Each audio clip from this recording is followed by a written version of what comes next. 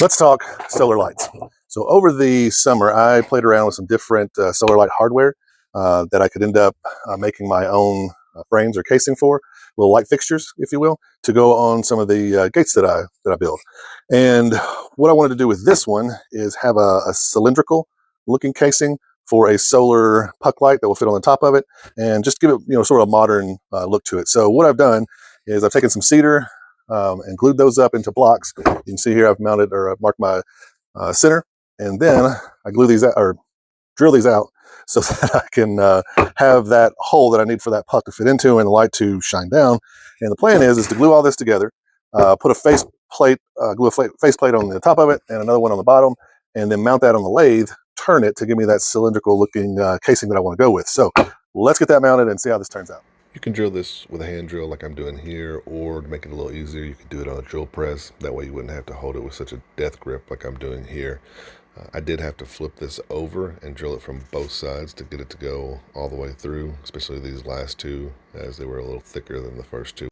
Nothing special about the glue up here. Just spread on some glue, make sure everything's lining up correctly, and use some clamps to clamp it up. Use whatever you have. I had some parallel clamps, and that's what I went with. I did take the block over to the bandsaw, tilted the bed at 45 degrees, and cut the corners off just to make the turning process a little bit easier here. I did have to sharpen the tool several times. I don't know if it was just... This is what we ended up with. I went ahead and cut off the ends of this. So I've got my opening here. It's turned out about how I expected. I probably would go with something a little bit smaller, um, but I like it. I think it's close to what I was hoping for. So now let's see what it looks like. Okay, so here's what this looks like. I have it mounted just on the wall here in the shop, shining down on this gate.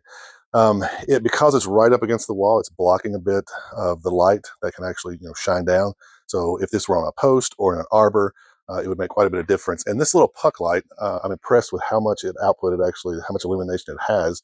And it's actually giving me some other ideas to make some different solar fixtures, because look at this. I mean, this is a lot of light here. So I'm thinking if maybe I had like a rectangular with maybe a cutout and something inside of it. I don't know, but I'm definitely gonna try a few other things. But I like this. I think it would look a lot better. I'll just take it off the wall here so you can get an idea. I'll bring it out. Um, it just gives more light. It needs to not be up against a solid surface. So let me know what you think.